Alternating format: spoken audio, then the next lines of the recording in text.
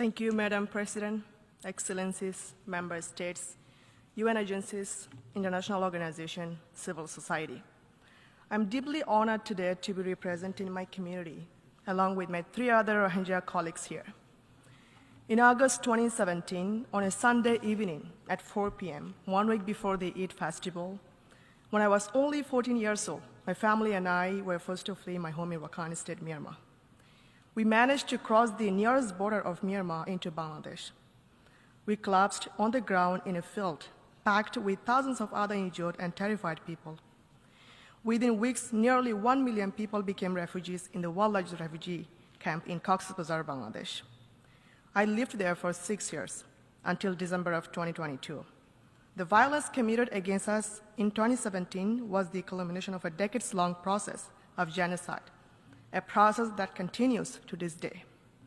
Today, I want to discuss the condition faced by our people and share recommendations and requests I hear from my community.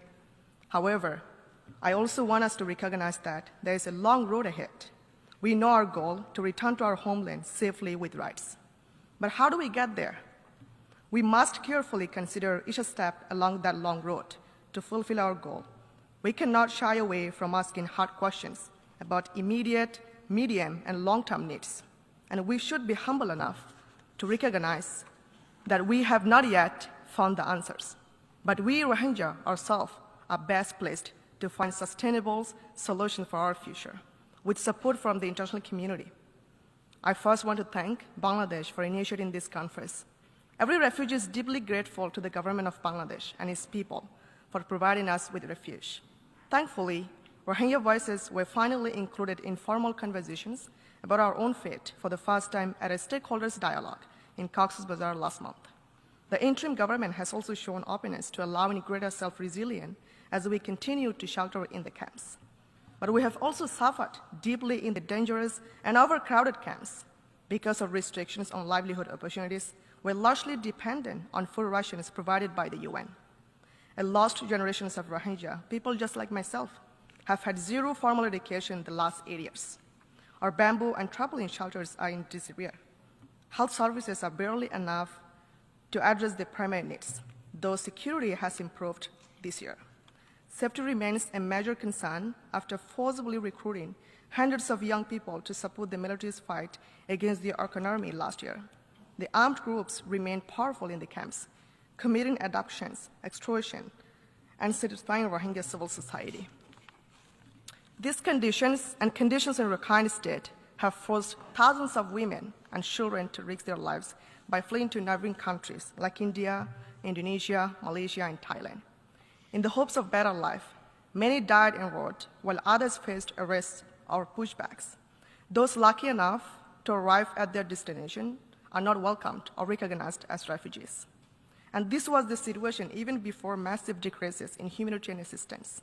And tens of thousands more Rohingya people fled Rakhine State since the beginning of last year, bringing the camp population to 1.3 million people, more than half women and children. Earlier this year, I became the first resettled Rohingya to return back to the refugee camps in Bangladesh, and I returned again last month. The community members I met shared with me how aid cards are impacting them. Healthcare facilities have closed. Recent arrivals from Rakhine State must take shelters in families already cramped homes, and Rohingya volunteers have lost their jobs and the stipends that help them to meet their basic needs. Excellencies, almost the entire Rakhine State is now under control of the Arkan army. As my colleague Weweno has already described the ongoing abuses and security crisis faced by the Rohingya there, and humanitarian crisis is extremely dire. But the military's genocide against us has been systematic for decades. It is a process.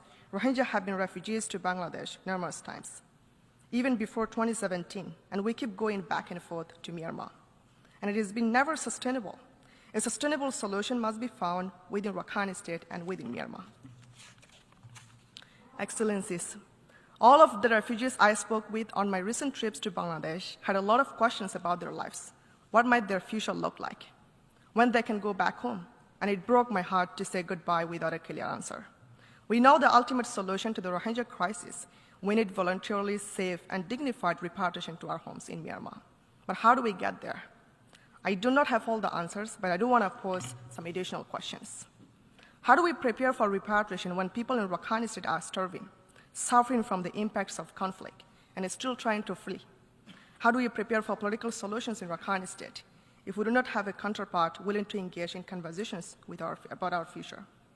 How do we prepare for peaceful coexistence with other communities in Rakhine State, given all of the trauma we have suffered? How can Rohingya build political power without a strong representative civil society when we have little authority to make decisions? And when most in Myanmar view our suffering as an afterthought amidst ongoing conflict across the country? How do we do any of these things if we do not have food to eat or shelters over our heads? Excellencies, amidst many competing crises, we are concerned that our plight will fall by the wayside. But based on what I have heard from Rohingya in Rakhine, recently arrived from Myanmar in the camps in Bangladesh, from diaspora, and from my own lived experience, the Rohingya community would like to play a leadership role in finding a solution for ourselves. We would like friends in the international community to play a supporting role for the more than 1 million refugees in the camps in Bangladesh.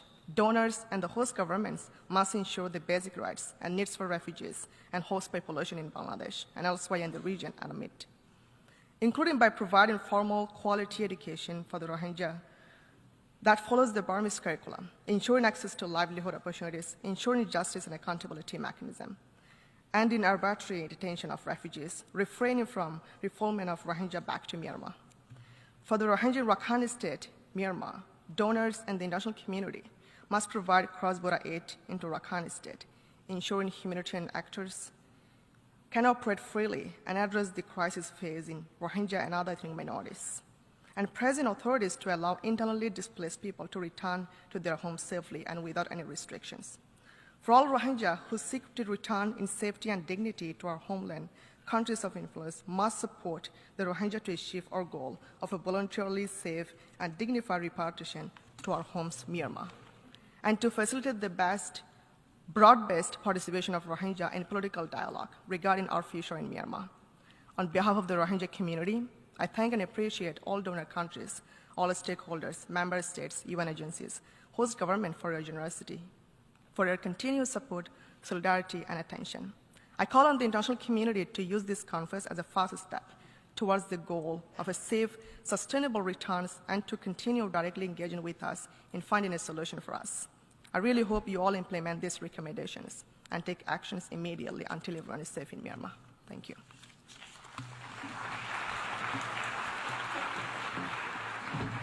I thank the Executive Director of Refugee Women for Peace and Justice. I give the floor to Mr. Volker Türk, High Commissioner